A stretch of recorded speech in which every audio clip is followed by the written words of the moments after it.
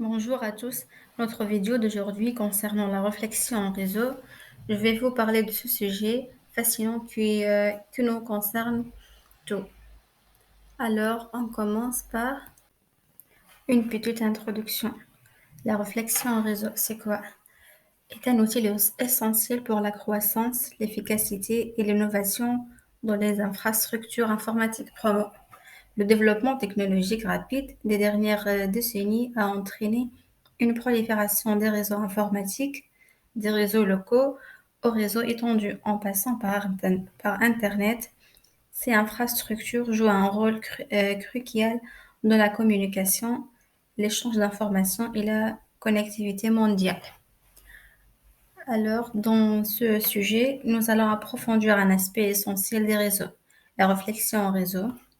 Nous examinerons en détail son importance, ses avantages et son impact sur la croissance, l'efficacité opérationnelle et l'innovation. Ainsi, la définition de la réflexion en réseau. C'est quoi la réflexion en réseau? Est un processus analytique et évaluatif visant à optimiser le fonctionnement d'un réseau existant. Elle implique une évaluation critique de tous les aspects du réseau, y compris la sécurité, la capacité, la fiabilité, la salabilité et la qualité de service. D'accord.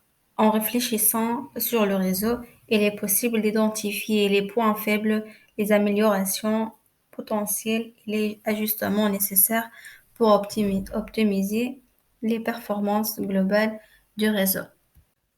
On passe à la deuxième partie de nos sujets, l'importance de la réflexion en réseau. Premièrement, amélioration des performances. La réflexion en réseau permet d'identifier les goulots d'étranglement, les problèmes de latence, les congestions et autres problèmes de performance.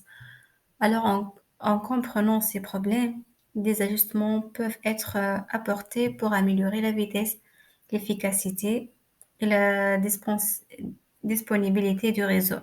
Les mesures prises dans le cadre de la réflexion en réseau peuvent inclure l'optimisation des protocoles de communication, l'ajout de capacités de bande passante supplémentaires et la configuration des paramètres de routage pour une meilleure gestion du trafic. C'est ça. Ainsi, deuxièmement, sécurité renforcée. La réflexion réseau est essentielle pour évaluer et améliorer la sécurité du réseau. Elle permet de détecter les vulnérabilités, les faits de sécurité et les tentatives d'instruction. Elle prenant les mesures appropriées, il est possible de renforcer la sécurité et de protéger les données sensibles.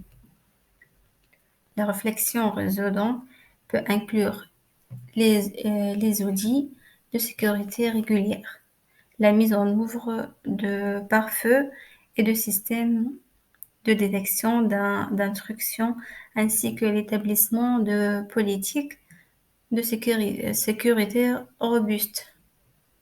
Troisièmement, évolutivité. Les réseaux doivent être capables de s'adapter à la croissance des besoins et de l'évaluation des technologies. La réflexion en réseau permet d'anticiper les futurs besoins et d'élaborer des plans d'expansion et d'évaluation du réseau pour assurer sa salabilité. Cela peut inclure l'ajout de nouveaux équipements, l'amélioration de l'architecture du réseau pour une meilleure distribution de charges, ainsi que l'adaptation de nouvelles technologies de réseau émergentes telles que la virtualisation et le Software Defined Networking. Leur abréviation est SDN, Software Defined Networking. On passe à la troisième partie, les avantages de la réflexion réseau. On commence par, premièrement, optimisation des ressources. En analysant l'utilisation des ressources du réseau, il est possible de les allouer de manière plus efficace, évitant ainsi les gaspillages et les coûts inutiles.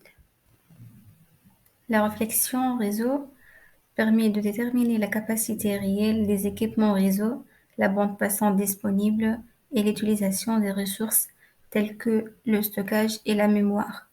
En comprenant comment les ressources sont utilisées, les ajustements peuvent être apportés pour optimiser leur allocation. Par exemple, la réflexion réseau peut révéler que certaines parties du réseau sont sous-utilisées, tandis que d'autres sont surchargées en redistribuant les ressources de manière équilibrée. Il est possible aussi d'optimiser les performances globales du réseau.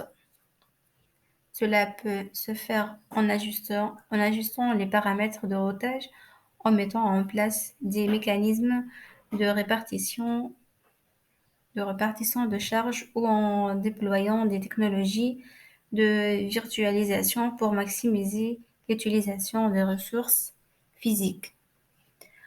L'optimisation des ressources permet également de réduire les coûts liés au réseau en évitant les investissements inutiles. Les investissements inutiles dans de nouveaux équipements aux capacités. Les entreprises peuvent réaliser des économies significatives de plus en utilisant les ressources existantes de manière plus efficace. Il est possible de retarder ou d'éviter d'expansion coûteuse du réseau. Le deuxième avantage, c'est l'amélioration de l'efficacité opérationnelle. La réflexion réseau contribue à améliorer l'efficacité opérationnelle en identifiant les processus inefficaces et les points de friction dans le réseau, en analysant les performances et en évaluant les indicateurs clés. Il est possible de détecter les goulots d'étranglement, les temps de latence excessive, les problèmes de connectivité ou les erreurs de configuration. En résolvant ces problèmes, les opérations en réseau deviennent plus fluides, ce qui réduit les réseaux d'arrêt, améliore la productivité des utilisateurs et optimise les flux de travail.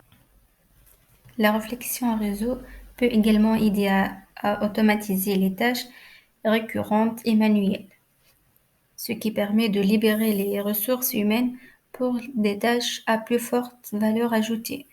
Par exemple, en identifiant les processus pouvant être automatisés, tels que la gestion des mises à jour logicielles ou la surveillance des performances. Les entreprises peuvent réduire les erreurs humaines, accélérer les délais de traitement et améliorer la réactivité du réseau. Le troisième avantage, gestion proactive des problèmes grâce à la réflexion réseau. Les entreprises peuvent adopter une approche proactive de la gestion des problèmes, plutôt que de réagir aux pannes et aux incidents réseau après leur survenance. La réflexion réseau permet d'identifier les signes avant-coureurs et de prendre des mesures préventives pour éviter les interruptions de service.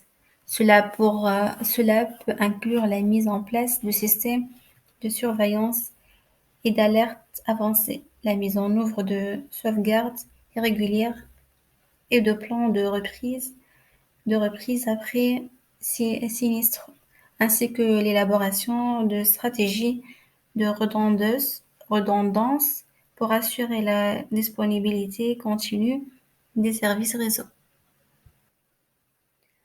Et l'innovation et adaptation. La réflexion réseau favorise l'innovation en permettant d'explorer de nouvelles technologies, architectures et solutions. En évaluant régulièrement le réseau, les entreprises peuvent identifier de nouvelles opportunités pour améliorer leur processus et développer de nouvelles fonctionnalités.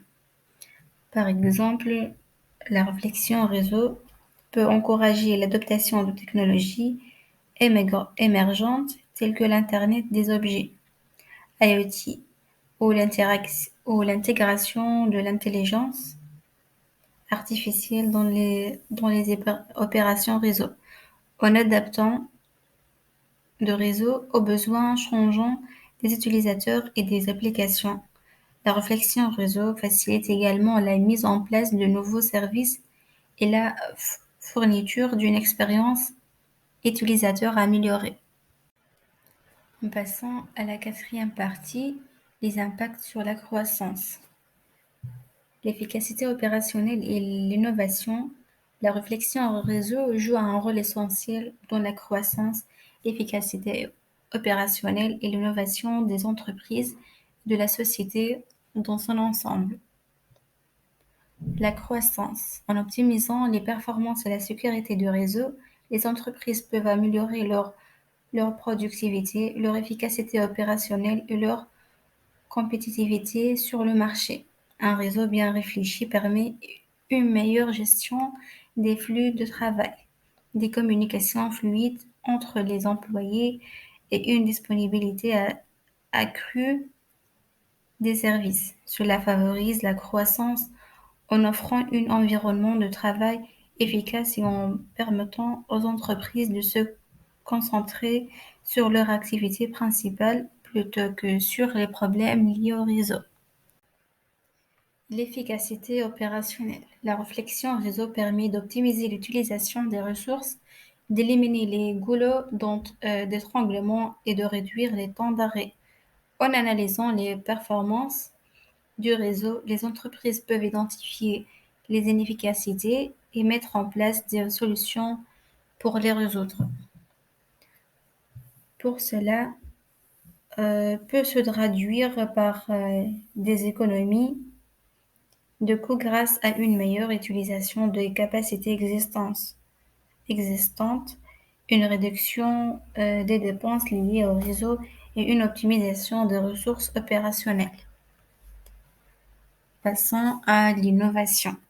La réflexion en réseau favorise l'innovation en encourageant l'exploration de nouvelles technologies et en permettant l'introduction de nouvelles fonctionnalités et services. En identifiant les opportunités d'amélioration, les entreprises peuvent développer de nouvelles idées et trouver des moyens innovants d'utiliser le réseau pour répondre aux besoins changeants des clients. La réflexion réseau stimule également la collaboration entre les équipes techniques et les autres départements de l'entreprise, favorisant ainsi un environnement propice à l'innovation et à la création de valeur ajoutée. On termine par une conclusion de la réflexion réseau. En conclure, la réflexion réseau est un outil essentiel pour assurer la croissance, l'efficacité opérationnelle et l'innovation dans les infrastructures informatiques, en améliorant les performances, renforçant la sécurité, favorisant l'adaptabilité et stimulant l'innovation. La réflexion réseau permet aux entreprises de rester compétitives sur le marché en fournissant des services de qualité, en réduisant les coûts opérationnels et en favorisant la création de nouvelles opportunités. Merci de votre attention.